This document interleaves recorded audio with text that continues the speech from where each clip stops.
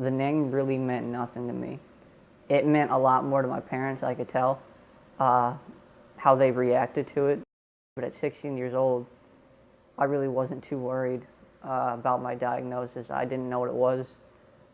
I really didn't think it was going to be as bad as what it actually was.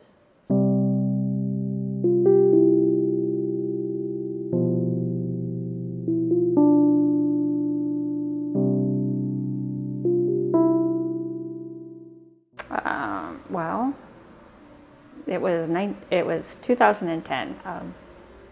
He had a kidney stone. Took him to ER. His counts were off. Went to the kidney doctor. Counts were still off. They sent us to U of M, and that's when we found out he had Fanconi anemia. I knew I shouldn't have went to the internet, but I did, and that's where I started doing research on it. And that's when I just figured out, all of the things that are just attached to Fanconi anemia. It was very overwhelming. It wasn't like, oh, I have this one thing. Like, Fanconi anemia is extremely broad and affects, every organ in the body pretty much. Fanconi anemia is it's an inherited bone marrow disease. His DNA can't repair itself, and over time your counts get lower, and you go into bone marrow failure, and you're at high risk for head and neck cancer. White blood cells, platelets, red blood cells, the things that your blood needs, your body will stop producing it. Or if before that happens, you are very susceptible to cancer and leukemia and things of that sort, because your DNA can't repair itself the way other people's DNA repairs things. So when I go out in the sun and I get sunburn, that's really bad, because when your skin gets all red, it's your body repairing itself. Well, my body doesn't repair itself in a normal way, and it can mutate those cells in order to be cancerous. They started to notice cell deformations on a certain chromosome, chromosome 11, and that chromosome is precancerous. So that means eventually I could get leukemia in the very near future. Yeah, I got a call, started talking to Dr. Wagner, who's my primary doctor for Fanconi anemia, and actually works here at the Masonic Children's Hospital. And yeah, he called me up, and we were just talking about how everything's going. And then I don't really know how he does it, but slowly just gets into the more serious talk. And then was just telling me how he would probably recommend that I get a bone marrow transplant. I definitely felt really weird, because I knew I had a lot of friends that have Fanconi anemia that I've met at camps for kids with the disease. And I just knew that transplant was the biggest deal ever. Transplant is everything to a lot of families. You've either had a transplant or you haven't had a transplant, and that's how you're categorized. And I just knew getting a transplant was extremely dangerous for some families, and it's just extremely dangerous in general. But a lot of families have lost their kid during transplant, so I knew it was a big deal. I just didn't know what to expect though, going through it. Actually, before I had transplant, I was I'm just gonna have a good time. Obviously, I'm not gonna drink any alcohol, because I know the bad effects of that on my body. But I knew bone marrow failure was really the main thing that people talked about, and I knew getting a bone marrow transplant was pretty much inevitable.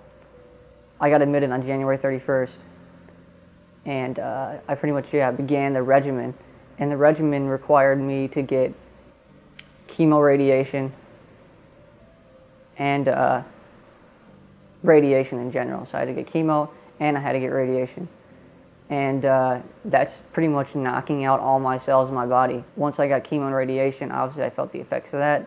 They started getting me on immunosuppressant drugs, and then they put a bag of cells. Mine came from Germany, my donor's from Germany, and then they put the bag of cells up on the pole, and they pretty much just fed the cells into me. It was actually pretty uneventful.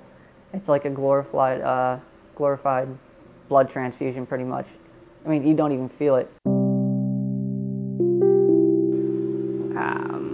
The emotions that I've experienced is every emotion you could experience.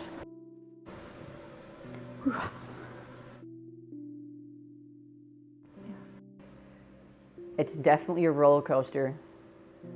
Definitely a roller coaster where the highs are at ground level. That's how I would explain it. Like, the good days are the days where, you know, nothing really like big's happening, nothing bad happening. You don't feel great, but the thing is, you don't feel terrible.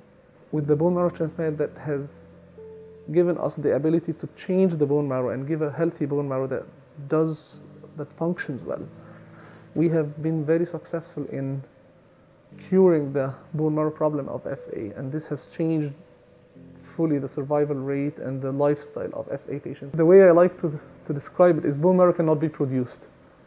So we cannot go to a factory and ask them to produce bone marrow for us. So the only source for bone marrow is human beings. So anybody that's willing to give bone marrow, say, yeah, you need to do that, because there's a lot of people out there that do not have a match, and more people need to get on the registry because somebody saved Kyle's life. Considering the magnitude of what you're doing, like, it's such a small thing to do or endure for on the level of what you're doing. It's insane that you could save someone's life by just giving them your bone marrow. And like, it's just so important too. Like, it means like the world to the family that you're doing it for. Like, it means everything. Yeah, I would definitely say it's a little overhyped with what they say, the amount of pain that you have to endure. The main risk will be the slight pain that you will get with a surgery, or just like donating blood if you're collecting it from the peripheral blood. So if a donor is activated, as we call it, the donor is contacted, he's checked by a physician, by a whole medical team, in fact, and gets full workup, including blood, imaging, everything, to make sure that he's not going to be affected by his or her donation. You can actually go online to bethematch.org, and you can sign up, and they'll give you a kit. And it's just, you take the swab, like these cotton swabs, and you just swab the sides of your mouth for a certain amount of time, and it doesn't take very long at all. There's no needles involved at all. It's just swabbing your mouth, and then you seal the kit up, and then you send it in. People need to know that it's a safe process, that no one in the medical field will ever accept to harm a healthy individual to donate.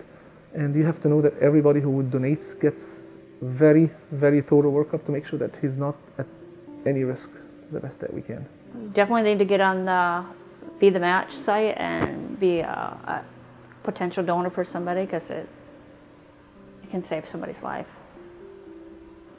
Moving on from here, I'm just excited that Kyle's going to get better. He can go back to college and hang out with his friends, you know, have a normal life, get a job, just enjoy life. I definitely feel like I haven't got out of this room yet, but already I feel like I'm just going to enjoy very small things that before I would want to rush through, that I'm going to slow down now while I'm doing, and not be in such a rush to get somewhere else. Yeah, it's just, I think everything's going to slow down a lot. Now, just really thanks for taking the time to even, you know, watch this video. And it doesn't just mean a lot to me. It means a lot to, you know, nearly over 1,000 people worldwide that have Fanconi anemia. You know, just to be able to hear about this disease that so many little people know about, and be able to just, you know, even tell somebody else that it exists is extremely important.